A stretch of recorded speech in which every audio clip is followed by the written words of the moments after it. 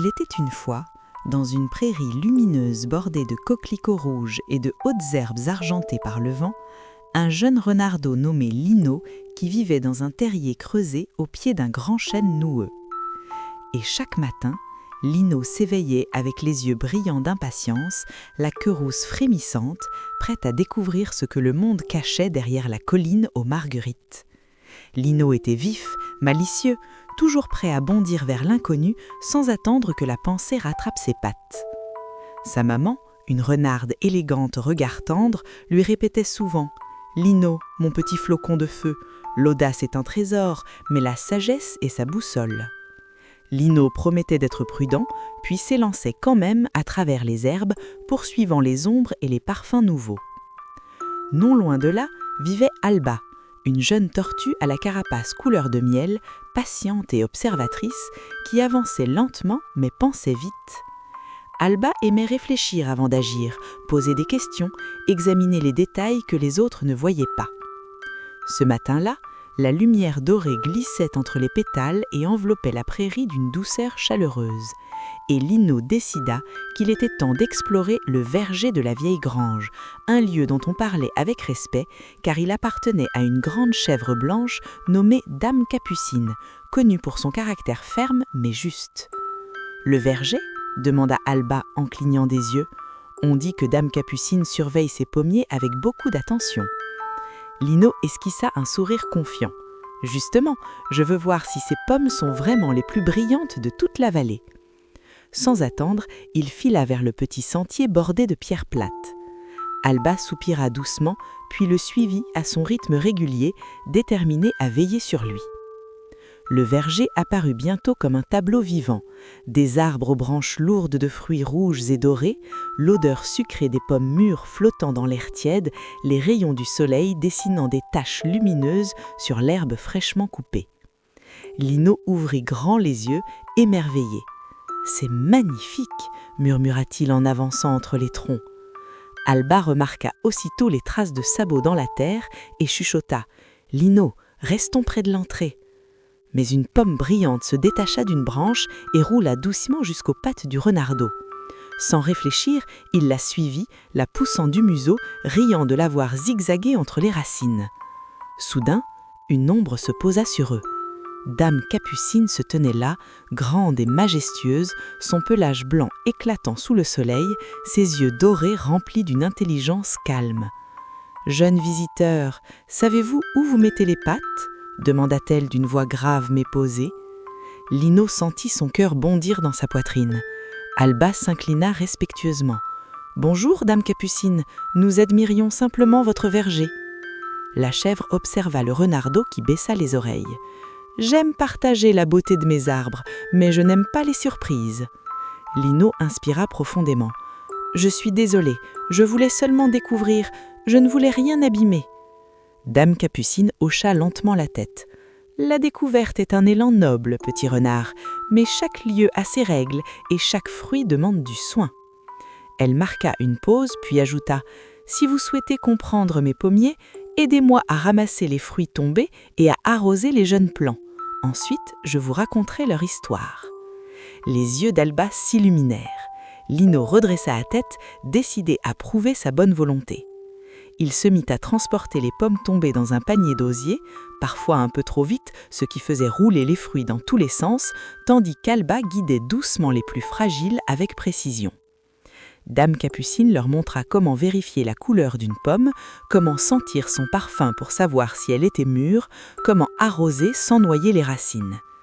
Peu à peu, le verger ne sembla plus interdit, mais accueillant. Le soleil monta haut dans le ciel, la lumière devint claire et chaude, et la fatigue agréable du travail bien fait enveloppa les deux amis. Assis à l'ombre d'un pommier, Dame Capucine leur expliqua comment une simple graine, plantée avec patience, devient un arbre fort si on lui offre du temps et de l'attention. On ne secoue pas une branche pour forcer un fruit à mûrir, on attend, dit-elle doucement. Lino écoutait en silence, comprenant que la vitesse n'est pas toujours la meilleure alliée. Quand le moment de partir arriva, Dame Capucine offrit à chacun une petite pomme encore tiède de soleil. « Revenez quand vous voudrez apprendre, mais annoncez votre arrivée, » dit-elle avec un sourire discret. Sur le chemin de retour, Lino marchait moins vite. « Alba, je crois que courir partout me fait parfois oublier d'écouter, » admit Lino. Alba sourit tendrement. « Et moi, je dois parfois oser avancer sans trop hésiter. » La prairie les accueillit dans la lumière douce de l'après-midi, les herbes dansant comme pour les applaudir. Le soir venu, Lino se blottit contre sa maman sous le grand chêne noueux. « Aujourd'hui, j'ai appris que découvrir est merveilleux, mais respecter et prendre soin rendent l'aventure encore plus belle, » murmura-t-il. Sa maman caressa doucement sa tête rousse. « Alors tu grandis, mon petit flocon de feu ?» Et tandis que la nuit posait son voile étoilé sur la prairie paisible, Lino ferma les yeux, imaginant un jour planter lui aussi un arbre, le regarder grandir lentement et transmettre à son tour la leçon d'audace et de sagesse qu'il venait d'apprendre. Les jours passèrent doucement dans la prairie lumineuse, et la petite pomme offerte par Dame Capucine fut partagée avec soin entre Lino, Alba et la maman renarde, chacun savourant sa chair sucrée comme un souvenir précieux du verger de la vieille grange. Mais au fond du cœur de Lino, une nouvelle idée commençait déjà à pétiller, semblable à une étincelle sous la cendre. Et s'ils plantaient leur propre pommier? Alba, fidèle à son habitude, observa longuement la graine brillante qu'elle avait gardée après le goûter. « Si nous voulons qu'elle pousse, il faudra choisir l'endroit parfait, » dit-elle calmement. Lino, lui, tournait déjà autour du grand chêne, imaginant des rangées d'arbres aux fruits rouges brillant sous le soleil. Le lendemain matin, ils partirent à la recherche du lieu idéal, traversant la prairie baignée d'une lumière claire et chaude, les coquelicots oscillant doucement autour d'eux. Lino proposa le sommet de la colline, où le vent soufflait fort et où la vue était magnifique. Alba secoua la tête. Le vent est trop puissant, la jeune pousse serait fragile. Ils descendirent alors vers un coin plus abrité près du ruisseau, où la terre était sombre et riche. Alba enfonça doucement sa patte dans le sol. Ici, la terre est fraîche et humide, et les racines pourront boire sans être noyées. Lino observa attentivement, comprenant peu à peu que chaque détail comptait. Ensemble, ils creusèrent un petit trou, ni trop profond ni trop étroit. Lino, plein d'énergie, voulut aller vite, mais Alba lui rappela doucement « Souviens-toi de ce que Dame Capucine a dit, on ne force pas une graine à pousser. » Alors ils déposèrent la graine avec respect, la recouvrirent délicatement, puis Lino apporta de l'eau dans une grande feuille enroulée. Les jours suivants, ils revinrent chaque matin vérifier la terre, parler doucement à l'endroit où dormait la graine. Et même si rien ne semblait changer, Alba souriait. À l'intérieur, ça travaille déjà. Lino apprenait à attendre, à observer les petits signes invisibles aux yeux pressés. Un matin, enfin, une minuscule tige verte perça la surface, fragile et courageuse. Lino bondit de joie, tournoyant autour de la pousse. « Elle est là! Elle est là !» Alba, rayonnante, s'approcha avec précaution. « Doucement, ne l'effraie pas avec tes bonds. » Les semaines passèrent, et la petite pousse devint un jeune plant aux feuilles tendres. Mais un après-midi, le ciel s'assombrit soudainement. De lourds nuages gris couvrirent la prairie, et un vent fort se leva, sifflant entre les herbes. Lino sentit l'inquiétude serrer sa poitrine. Et si la tempête la cassait? Alba réfléchit rapidement. « Nous devons la protéger. » Ensemble, ils cherchèrent de petites branches pour fabriquer un abri que Lino plaça en cercle autour du plant, tandis qu'Alba tassait doucement la terre pour renforcer sa base. La pluie tomba, drue et bruyante. Le vent secoua les feuilles, mais la petite pousse resta droite, abritée par leurs soins. Le lendemain matin, lorsque le soleil reparut, brillant et pur dans le ciel lavé par l'orage, Lino et Alba coururent vers leur plant. Il était toujours là, légèrement penché mais intact. Lino sentit une fierté nouvelle grandir en lui. « Nous l'avons aidé à rester fort », murmura-t-il. Alba hocha la tête. « Et il nous a appris que même les plus petites choses peuvent être courageuses. » Les saisons commencèrent à changer doucement. Les herbes devinrent plus dorées, l'air plus frais le matin. Le jeune arbre gagnait en hauteur, ses feuilles devenant plus épaisses, plus nombreuses. Lino ne se contentait plus de courir partout, il prenait le temps de vérifier la solidité du tuteur qu'ils avaient ajouté, de s'assurer que les racines n'étaient pas exposées. Alba observait avec satisfaction cette évolution. « Tu vois, l'audace peut grandir avec la patience », lui dit-elle un soir en regardant le coucher du soleil colorer le ciel de rose et d'ambre.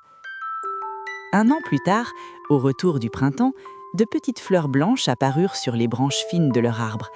Lino resta silencieux devant ce spectacle délicat. « C'est comme de la neige en plein soleil », souffla-t-il. Alba sourit. « Et bientôt, si nous continuons à en prendre soin, ces fleurs deviendront des fruits. » Dame Capucine elle-même vint un jour inspecter leur travail. Elle observa l'arbre, solide et droit, puis les 2 amis. « Vous avez compris la leçon », déclara-t-elle avec un regard approbateur. « La patience nourrit l'avenir. » Lino sentit son cœur se remplir de gratitude. Il n'était plus seulement le renardeau impulsif courant après les pommes brillantes, il était devenu gardien d'un arbre, protecteur d'une vie en croissance. Lorsque les premières petites pommes apparurent enfin, rondes et encore vertes, Lino et Alba s'assirent côte à côte pour les contempler. « Nous avons commencé avec une simple graine, et avec du respect, du temps et de l'amitié », ajouta Alba. Le soir venu, sous le ciel constellé d'étoiles scintillantes, la prairie semblait plus vaste et plus douce que jamais. Lino se blottit contre sa maman sous le grand chêne, le regard tourné vers le jeune pommier qui se dessinait à l'horizon. « Aujourd'hui, j'ai compris que grandir ce n'est pas seulement devenir plus grand, mais devenir plus patient et plus attentif, » chuchota-t-il. Sa maman caressa tendrement son pelage roux. « Alors ton cœur grandit aussi, mon petit flocon de feu. » Et tandis que la nuit enveloppait la prairie d'un voile calme et protecteur, Lino ferma les yeux, imaginant que chaque saison apporterait ses défis et ses merveilles, et que tant qu'il avancerait avec audace et sagesse, l'aventure continuerait à fleurir comme son arbre sous les étoiles.